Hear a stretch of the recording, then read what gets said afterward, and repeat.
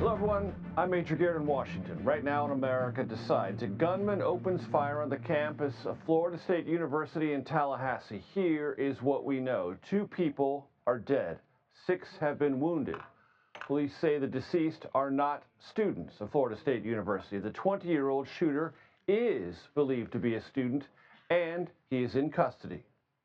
The question as it relates to who is the shooter is 20-year-old Phoenix Eichner, and he's the son of a Leon County Sheriff deputy. Unfortunately, her son had access to one of her weapons, and that was one of the weapons that was found at the scene. We start tonight with Scott McFarland here in Washington and Anna Schechter in New York. Anna, let me start with you. That was an amazing disclosure at the press conference that the shooter is believed to be the son of a active duty Leon County Sheriff's deputy. What else do we know? You're absolutely right. In fact, we were sitting here in the newsroom, and when we heard that, wow, not just that he's the son of a sheriff's deputy, but that he used a weapon that had been her service weapon. She was able to purchase that, so that was her personal handgun that he used in the shooting. We also learned that he had a long gun on his person. It's unclear at this stage in the investigation if he shot anyone with it. We learned that just moments ago. The 6 injured, we don't know if they are students or not. We're still waiting. They did not reveal the identities of any of the victims. 2 deceased who were not students. We're still waiting to hear more. One other thing that jumped out at me is the suspect, when he was apprehended by FSU police, he did not comply with the orders that they were giving him. He did not shoot at them, but he didn't comply, and at that point, that's when officers fired at him and shot him. He is injured. He is currently in the hospital right now. Major? Scott McFarland, what do you have? One of the things they noted is that the deputy is an SRO. They use the term SRO. That means school resource officer. Those are the law enforcement police officers or sheriff's deputies who work in the schools and are specifically detailed to make relationships with young people and, to a degree, in so many school systems, teach safe storage and safe handling of guns. It was that type of school resource officer whose son has been arrested. This is the first mass school shooting of the Trump administration, part 2, which means there are new leaders at the FBI and the new director, the new deputy director, the attorney general, all posted messages today that they've been briefed on this, that they're aware of this. The president was asked about this a short while ago, but before I tell you what he said, we'll note that the law enforcement press conference made clear this is a state's attorney's case right now. This is a local prosecution. There's been no indication yet. Way too soon to know if the feds are going to get involved. The president was asked a short while ago whether this makes him want to think about new gun control law. He's already been asked about that. His answer was, well, I'm going to have to look. I'm a big advocate of the Second Amendment. These things are terrible, but the gun doesn't do the shooting. The people do. It was the president in the Oval Office a short while ago. Some of the other things we got from our sources today, Major, were noteworthy. That obviously this is a university that used a protocol in response to this shooting that has been sadly practiced over the years. They had a reunion center, a reunification center for the students to meet up with their families at a civic center nearby. They had those push alerts to send out. Sadly, it's been a muscle memory that's formed, and universities and schools have learned this. And one other note from a source inside law enforcement who wanted to reinforce something to us. There are a number of students on that campus today who were students at Marjorie Stillman Douglas in 2018, who were freshmen at that campus and have now gone through 2 of these things. Scott, you've also been reporting on new gun laws in Florida that might shed some light on all this. What can you tell us?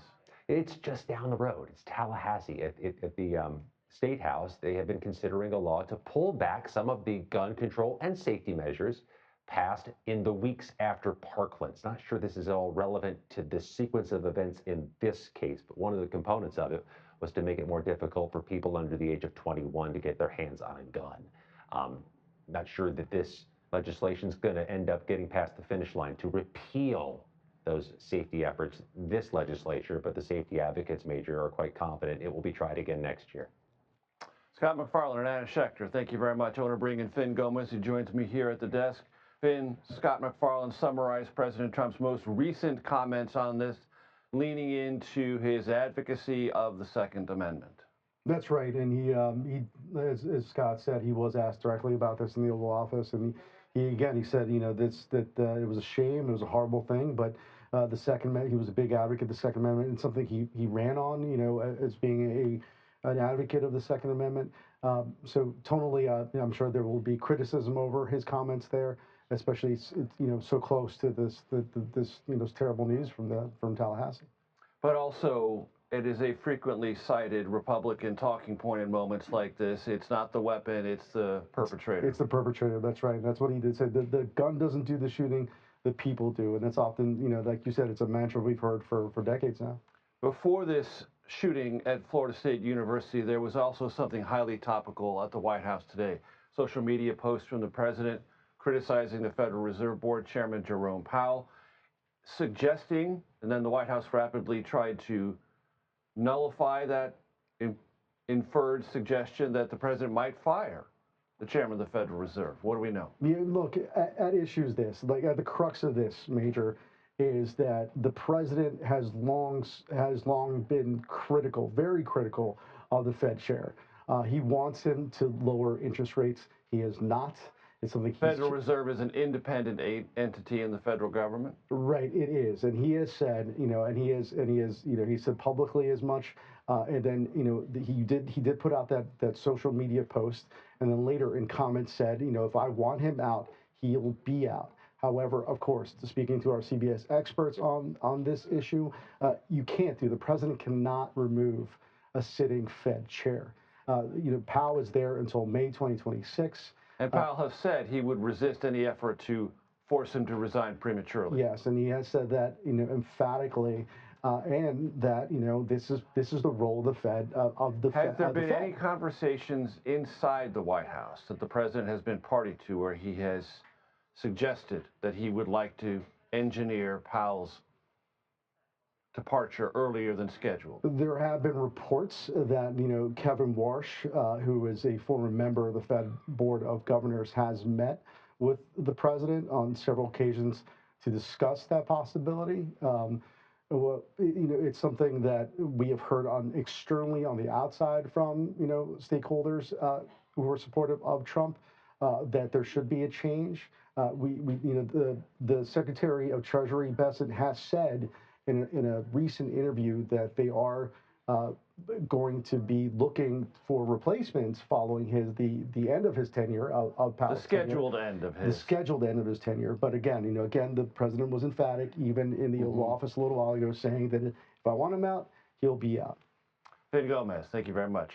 For more on this, I want to bring in CBS News Money Watch correspondent Kelly O'Grady. Kelly, I want to play for you sound from Elizabeth Warren, Democrat of Massachusetts, member of the Senate, someone who has in the past raised questions about Jerome Powell's stewardship at the Federal Reserve, but said this, if he were fired prematurely, would cross a very important and injurious line. Let's listen. I have tangled with him on a regular basis about both regulations and interest rates. But understand this, if Chairman Powell can be fired by the President of the United States, it will crash the markets. I think what he's doing is testing the waters. Does he think he can get away with firing Powell and all of you won't raise any hell about that? He's checking that out, and I'm just saying, for the strength of our country, I hope all of you are pushing back. Kelly, put this conversation in context. Well, listen, crash, markets crashing, that is a very extreme word, but the Federal Reserve is independent because, to ask any economist, international or American, they are able to keep prices more stable than they would if you had the sort of influence of Congress or the president. And so Yeah, there is the fear that if you were to have more of this tussle play out and this to actually go down a legal route, which, as Finn said, I mean, this would be illegal right now based on the law and based on a precedent set by a Supreme Court case during FDR's term, that, yeah, you would see markets react. Whenever Fed Chair Powell speaks, markets react. So if there was the hint that the president or Congress would have a hand in setting monetary policy, yeah, you could see a response from investors. Speaking of the Fed chair speaking, he did so yesterday in reference to possible efforts to pressurize him to leave. Let's listen. We're never going to be influenced by any political pressure. People can say whatever they want, that's fine. That's not a problem. But we will do what we do strictly without consideration of political or any other extraneous factors. Kelly, that definitely meant to calm the markets. Yeah, definitely. I mean, I sat in the room with Fed Chair Powell a couple of months ago, and someone flat out asked him, would you resign if President Trump asked you to? And he said no.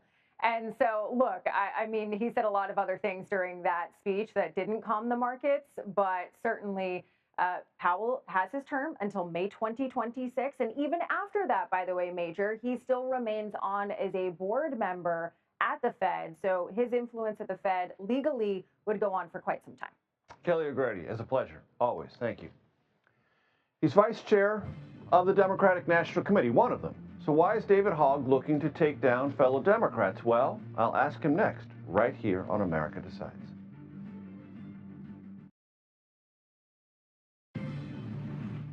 Welcome back to America Decides. The vice chair of the Democratic National Committee is defending his newly announced $20 million effort to unseat what he calls ineffective House Democrats. His name is David Hogg, and he joins me now. David, let's start with today's news. For those in the audience who may not remember, you are a survivor of the Parkland shooting in 2018. I'm sorry that that is true, and I appreciate what you have gone through. It has led to the activism and activity we're going to talk about politically, but I will set that aside just for a second. How are you processing and absorbing today's news? I'm thinking about my friends that are at FSU, a lot of the young people who worked with us in March for Our Lives that I had to text and say, hey, are you okay? And thankfully, the friends that I texted are okay, but there's a lot of students from Parkland at FSU, and what really bothers me here is that in Florida, we worked in a bipartisan manner to pass reforms after Parkland. We passed a red flag law that has been used over 19,000 times to disarm people that are risk themselves and others, and no law is perfect by any means, clearly, but we still have so much more work to do. And my message today would be, let's figure out what we know that there's disagreements on this issue, obviously, but we all do agree on what matters most, which is that we need to do something. And we've seen the effects of that in Florida, and it's time for us to come back together again with the legislature in session and for Democrats and Republicans to focus on what we can agree on to make everybody safer so that things like this aren't headlines and they're history. Second time for your friends to go through this. Yes. Are they okay? I don't even know how to answer that because it's different for everybody. Because how are you supposed to go through it once? This is something that is not supposed to happen at all. We act like these are natural disasters in this country. It's not. This doesn't happen in other countries for a reason. It's because they have a strong regime of gun ownership there in the countries where they do have firearms to make sure that they have common sense laws around it. And let's be clear, this shooting, as the results, as details are coming out about it, this is the product of irresponsible gun ownership. If you're not locking up your guns and your child is able to access it and use it like this, you probably shouldn't have a firearm. And if it comes out that this law enforcement officer wasn't properly securing the firearm, that is a huge problem, and they should be held accountable. The organization you have talked about this week, Leaders We Deserve, $20 million to primary, possibly so-called asleep at the wheel Democrats in safe seats in the House. Why? Look, ultimately, our approval rating as a party is at 27% right now with our base. And there's all this conversation that happens around our messaging all the time. And here's the deal. You can have a great script, but if you have actors that are awful at their jobs, it doesn't matter how good that script is or how good the message is if people aren't really able to hear it.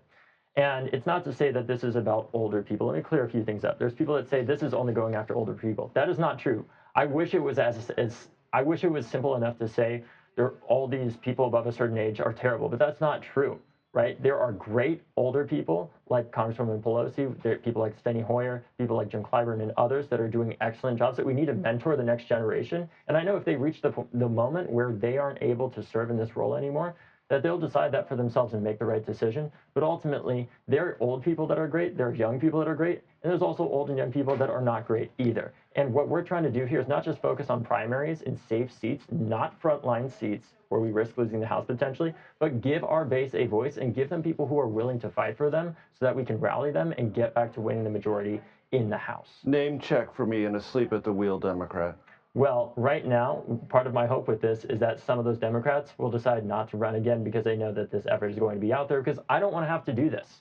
I don't want there to have to be Democratic primary Is there one you could name? Seats.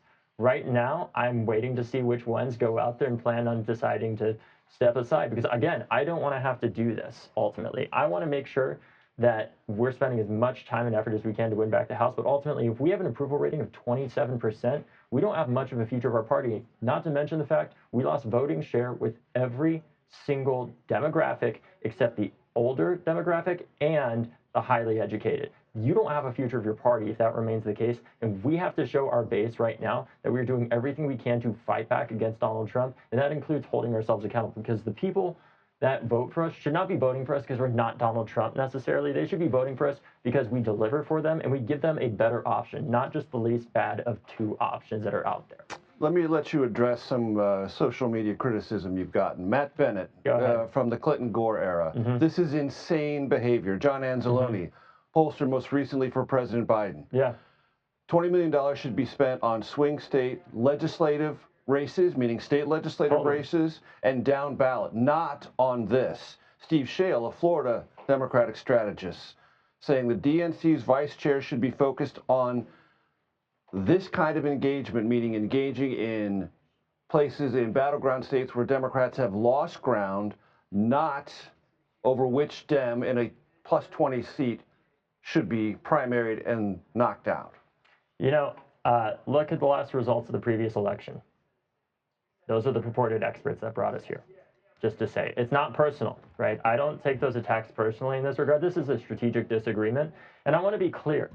All this money that we're raising is not only being spent on primaries by any means. That is the story that a lot of journalists and media run with. We are working. What are you also going to spend it on? We're also going to be spending it on frontline seats where great young people are running, right, if they are the Democratic nominee, to make sure we're bringing in fresh faces to Congress. Right now, we talk about diversity all the time in Congress. One of the things we don't talk about as much in regard to that is age.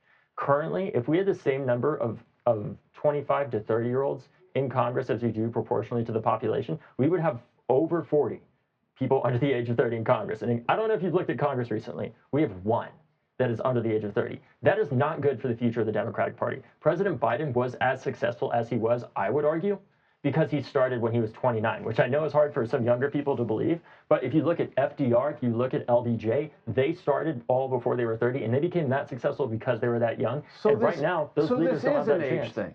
Well, part of it is, but there's also the fact that a lot of our members of all ages, not just older people, there are older members that are meeting this moment. Like I said, like Congresswoman Pelosi, that has spent the past decade fighting back against Donald Trump. But there are members too, because it's not just a matter of age, it is a matter of effectiveness. People say, well, David, is this just out with the old and in with the new? I would say no. This is out with the ineffective and in with the effective, because we need members who are ready to meet this moment to fight back against Donald Trump. And what that looks like are people like Senator Van Hollen, who are literally going to El Salvador to say this man needs to come back. It looks like people like Cory Booker, who, mind you, did primary somebody to get to that position. It looks like people, in many ways, like Hakeem Jeffries, who primaried multiple people to get to that position, right? This is a healthy process for our party, and I think we should have an embrace of it when it doesn't risk us losing the House, because it's not a zero-sum game here. Many people are saying, well, this money needs to go to just frontline races, and I understand that criticism. But what I would argue is look at the people that are actually fighting right now. They are the ones that are raising the most money. AOC raised over $10 million last quarter. Senator Chris Murphy raised millions, as did Al Green. They are raising that money, and it's not as simple as a zero-sum game. What I worry about is right now, where is the plan from those purported experts that are criticizing this to actually change our party and address the 27% approval rating that we have, because they do not have one. David, very quickly, for those who would say any party that's in distress, and a party like the Democrats after the 2024 election is clearly in distress, has no time for a strategic circular firing squad. I wouldn't call this a circular firing squad necessarily.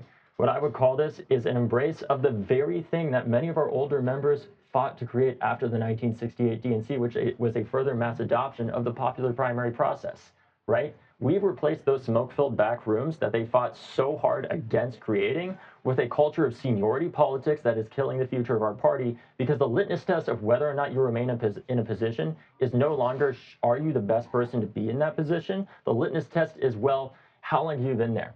That's not acceptable. It needs to be, are you the best person to meet this moment when our country is in crisis and so many of our young people feel like democracy is not delivering for them? Because we go out there as Democrats all the time and say democracy is the most important thing. We have to defend democracy. We fail to acknowledge that this generation, democracy is what put us through school shooter drills and school shootings. It's what's put us through the climate crisis and so much more. What we have to do is prove that democracy matters by standing up to the special interests that are killing the American dream and making our young people lose faith, not only in our party, but the future of this country. That is why we're doing this. For you personally, is this a John Lewis moment?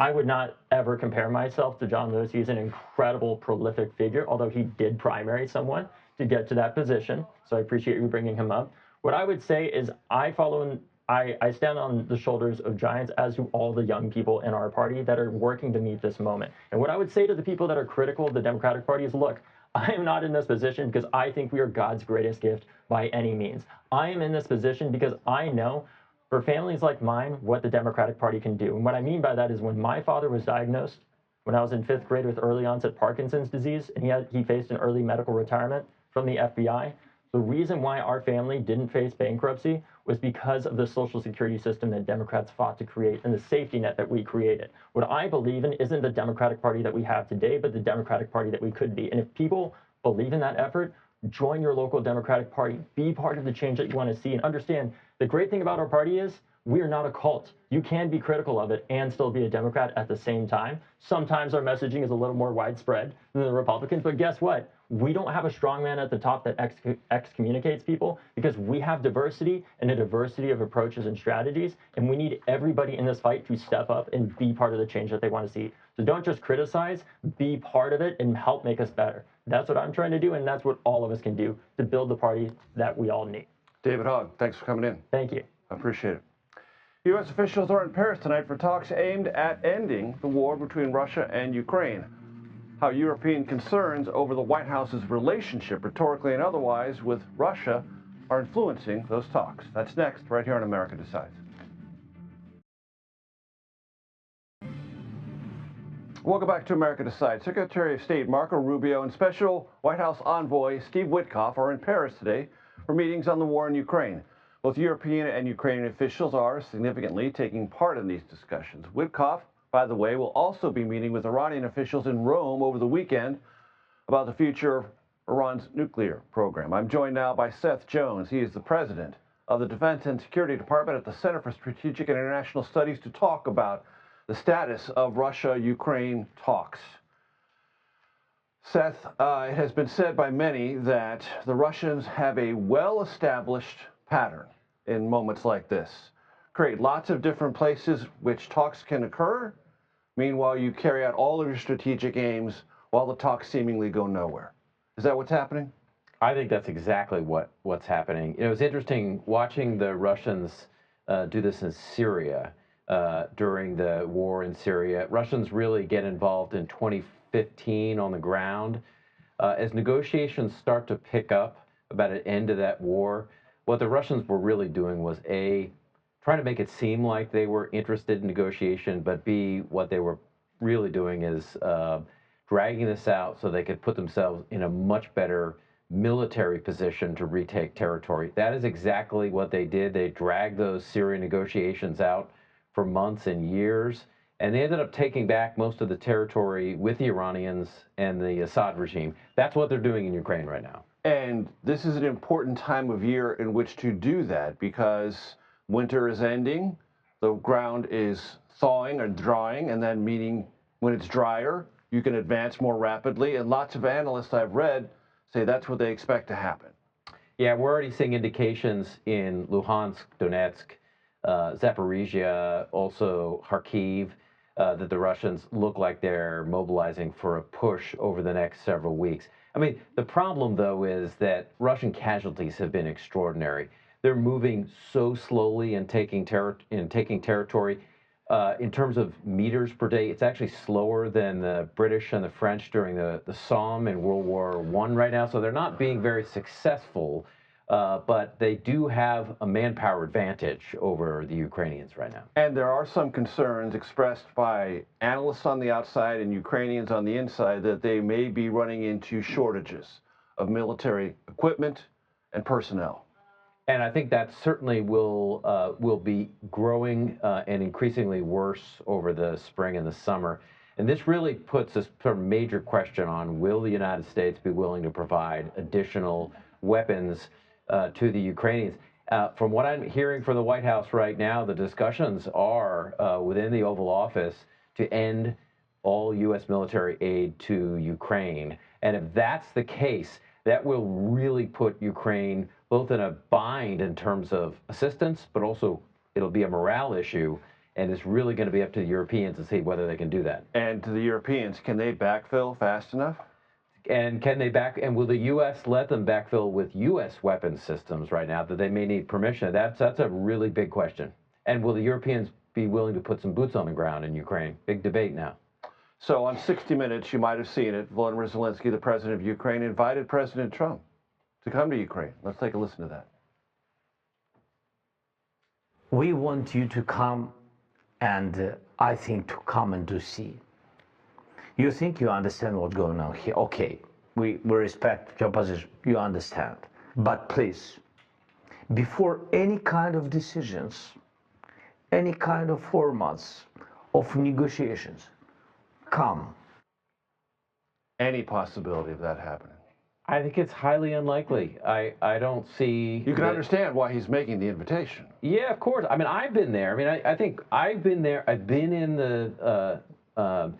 you know, it's not just being in Zelensky's office and listening to the briefings. I've done that. It's also moving around Ukraine, hearing the sirens go off, knowing that there are incoming ballistic or cruise missiles or drones in Ukrainian cities.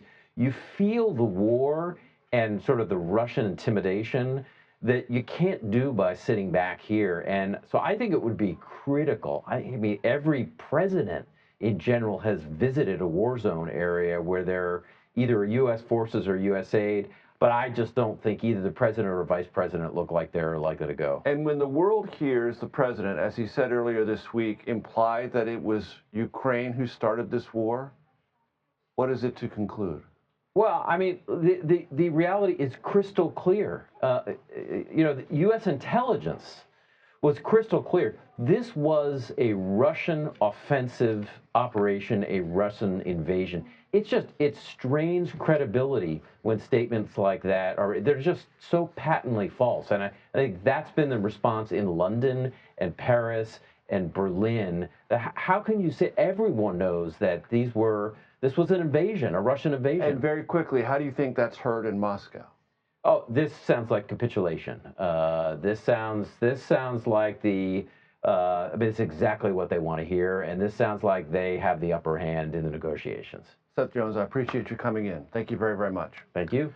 From tariffs to executive orders, court battles, and cuts to federal services. Well, Senator Lisa Murkowski, Republican, or independent rather, from Alaska, getting very candid on all the upheaval in Washington. We'll hear what she had to say next. Plus, more about what we're hearing about the man accused of a deadly shooting on the campus of Florida State University. That's also next, right here on America Decides.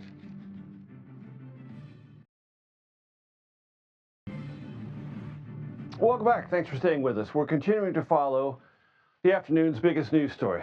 Florida State University, where 2 people died and 6 were wounded in a shooting today. Authorities say the suspect is a 20-year-old son of a sheriff's deputy and, importantly, is in custody. Chanel Call joins us now from New York. Chanel, is there any ongoing threat from this situation?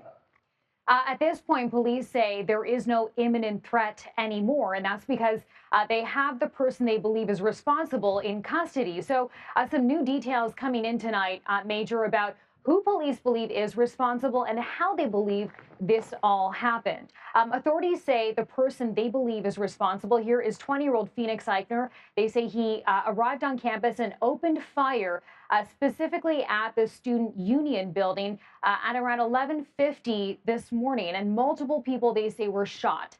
You'll remember our reporting from around noon. That's when people on campus got that emergency alert on their phone.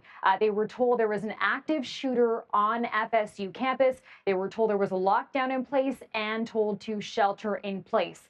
We now know that 2 people were killed during that shooting, and neither of them, were told, were students. 6 others major were taken to a hospital with gunshot wounds. A 7th person was injured, police say. That person is the gunman.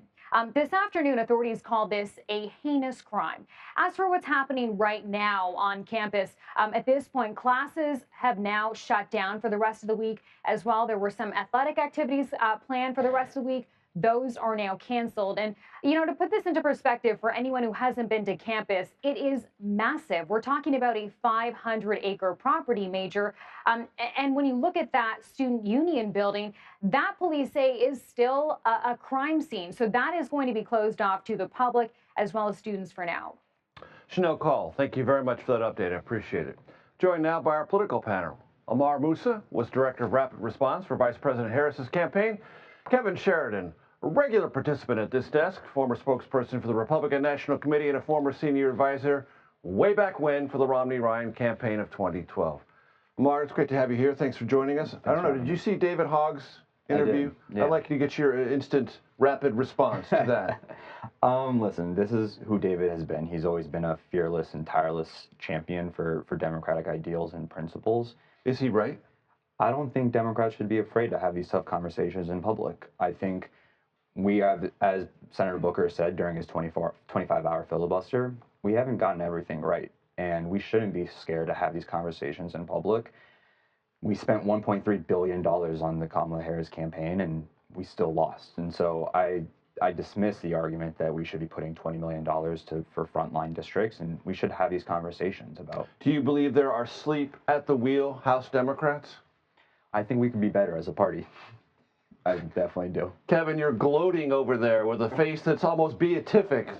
Weigh in, please. Well, they're both right that they're at 27% in the polls as a party, and that might as well try something new. However, I was at a campaign committee, and the #1 job of the campaign committee was to protect your incumbents and make sure that they're resourced enough and unity inside the party. However, I would say that, let me ask you this, because you went through a postmortem after 2012, where a lot of Republicans were asking what went wrong. This was a winnable race. How is that conversation best handled? And is it best handled quietly internally or externally with primaries for people perceived by one or another as ineffective within the... Well, the RNC that conducted that, it's long gone by then, but they got everything wrong. Because Donald Trump came down the escalator and said exactly the opposite of what the autopsy report was after 2012. It might take an outsider for a Democrat to emerge like Donald Trump did. He's one of one, obviously, so I don't know if there's anybody out there like that. But some new ideas are probably going to have to emerge for the Democrats to come back. They're in a rough place right now. I want to play for both of you something that Lisa Murkowski, independent senator from Alaska, said at a town hall event yesterday. Let's listen. We are all afraid. I'm oftentimes very anxious myself about using my voice because retaliation is real. So the first thing the senator needs is a better handheld microphone. If you didn't catch all that, ladies and gentlemen, she said she's afraid retaliation is real, trying to find her voice as a sitting United States senator. Amar, what's your response? I mean, Senator Murkowski is saying the quiet part out loud, that this is a Republican Party that has completely given itself up to Donald Trump. This isn't your grandfather's Republican. This is actually not Kevin's Republican Party of 2012 when he was working for Senator Romney and Paul Ryan. This is a Republican Party that doesn't believe in the Constitution, openly talking about running Donald Trump for a third term. It's a Republican Party that doesn't believe in free trade anymore with a reckless tariff strategy that's raising costs on families. It's a Republican Party doesn't believe in the rule of law anymore, openly flouting the Supreme Court and court rulings. So I think every American should hear what Senator Murkowski is saying and be afraid of what this means for the future of the Republican Party. The retaliation is real part, Kevin. True? Senator Murkowski has often taken forward-leaning oppositional positions to Donald Trump. She got out of the party and she ran as an independent. And she's proved an independent. that she's formidable she on caucuses her own. with the Republican caucus, but she frequently takes shots at the president.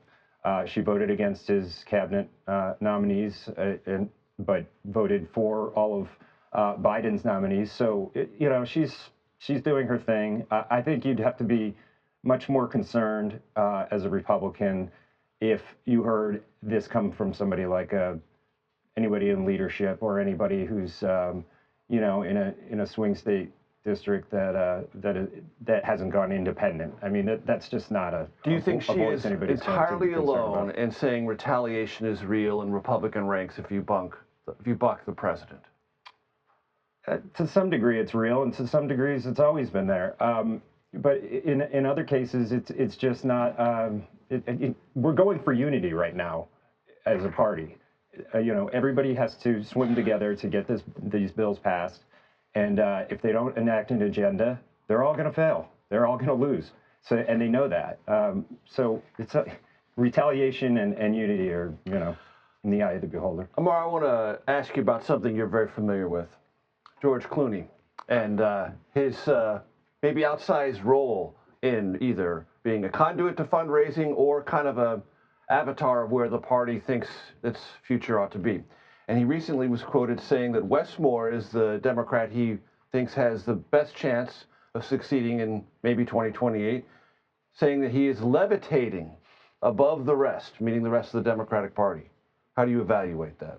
I think also in that same interview, George Clooney brought up some other incredible Democrats. I think we are. Yeah, but he didn't say any of them were levitating above the rest. I mean, Westmore is a good-looking guy, so it's easy to say he's levitating. But we are very lucky as a Democratic Party to have an impressive bench, especially at the governor level.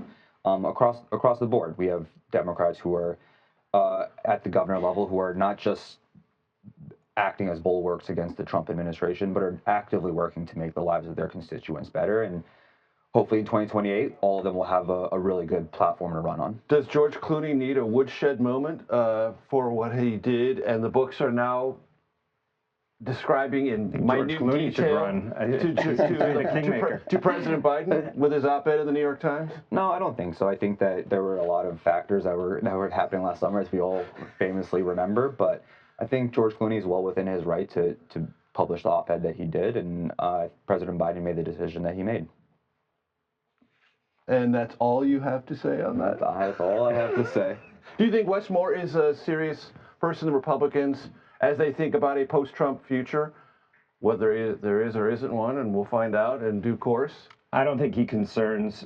Look, he's in some ways an impressive governor, but I don't think he's on anybody's radar in the Republican Party too high right now.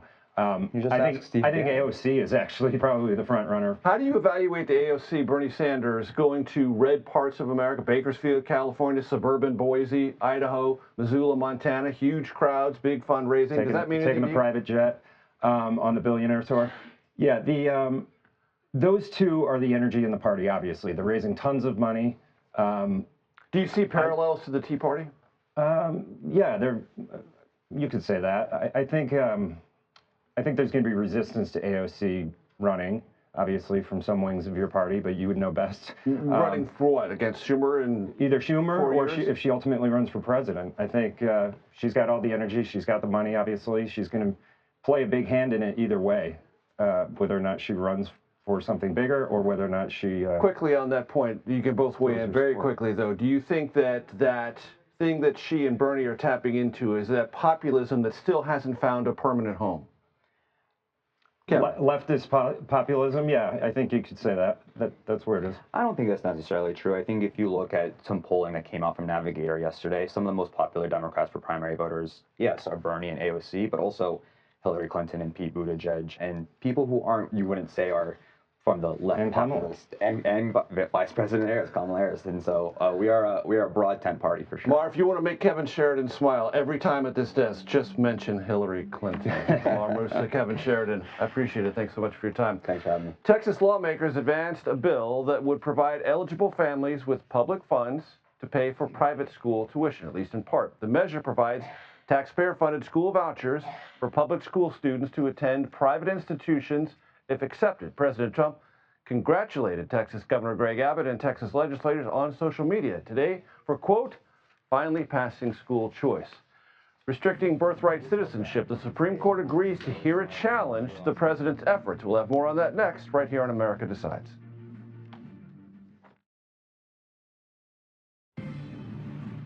Welcome back. The Supreme Court said today it will take up whether President Trump can partially enforce his ban, or his plan, rather, to end birthright citizenship. The justices are, for the moment, keeping a nationwide pause on that policy in place.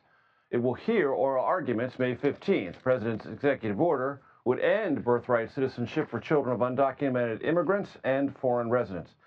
Jake Rosen joins me now here at the desk. Jake, we'll get to that in a second. There were updates today from the Fourth Circuit Court of Appeals on Kilmar Abrego Garcia. What do we know? Right. So last night, the Department of Justice appealed the Maryland judge's order, who said that she wanted daily updates on where Mr. Kilmar Abrego Garcia is and what steps it has done in the past and is doing every day by 5 p.m. every day to get him back. Lately, as we have reported at CBS, those updates are no further updates or just pointing to the conversation Monday in the Oval Office. And we have nothing for you on that as the Justice Department court response. And the judge said that that's okay. She just wanted to make sure that they're complying, which they have. But they said that that was unconstitutional and that they should get a stay and a reprieve from these daily updates, given where we're at. A Ronald Reagan appointee on the Supreme Court, on this federal district panel, said that Mr. Abrego Garcia, regardless of the allegations made by the Trump administration of him being an MS-13 member, regardless, he's still entitled to due process, and that what they're doing right now in, quote, stashing him away in the CICOT El Salvador prison should be shocking not only to judges, but to the intuitive sense of liberty that Americans far removed from courthouses should still hold dear. Basically, it was a really shocking 3 or 4 And saying that there is a collision course coming, and that collision course will harm the judiciary and the executive branch. And it basically begs the Trump administration to veer off its current course. Yeah, and it says this is a losing proposition all around. It was a large chunk of the back half of this order ordered to directly those Department of Justice attorneys actively in this case. Maybe not necessarily to Pam Bondi, right, to those day-to-day attorneys who are doing the job of the Justice Department, saying over the long run, you lose by not telling your bosses they need to be doing this, and we lose as a country because this erosion that is happening is just unsustainable. Also, there have been assessments made by the administration about Kilmar Abrego Garcia and a dispute with his wife, who's still in America, in Maryland, who's been advocating for his release, and domestic violence allegations. What do we know? Yeah. And anything about gang activity or association. So there was nothing new in terms of their allegations that he is an MS-13 gang member. What they posted yesterday online, and Pam Bondi said she would do as a result of a question at a press conference, was nothing new. We have heard those allegations before. What is new is they cherry-picked some documents out of a restraining order application that I have right here. I went to a courthouse down the road from here today and got it.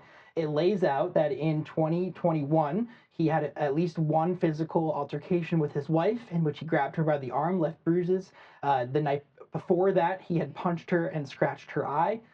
In a physical dispute, it seemed to be that she says that they still love each other and that they are obviously still married, and she's fighting for him. His attorneys and the family's attorneys say that any criminal allegations, again, to counter these Department of Homeland Security and Department of Justice allegations, should still be held in the United States when they bring him back, and that to simply make these allegations on social media is just stirring the pot here and trying to change, I think, the public relations perception of this man as they continue to say that he is an alleged gang member. And very quickly on the birthright citizenship, will the arguments the High Court hears May 15th go to the merits of the case? No, not at all. This is simply about these 3 nationwide injunctions. We've seen this push from conservatives across the government to say these nationwide injunctions are illegal. These states, 23 states, I believe, brought lawsuits against the Trump administration over this in 2 different pockets. This is simply on whether these nationwide blocks are unconstitutional. They want to only apply in these specific states and to specific people who have brought these states, not whether it's legal for President Trump to revoke birthright citizenship. Right, and district court injunctions have bedeviled this administration, the Biden administration, and some before that. That's what the court will mostly focus on. Maybe 2. Jake Rosen, always a pleasure. Thanks so much. That does it for today. I'll be back with another edition of America Decides tomorrow at 5 p.m. Eastern. The Daily Report is coming up next, right here on CBS News 24/7.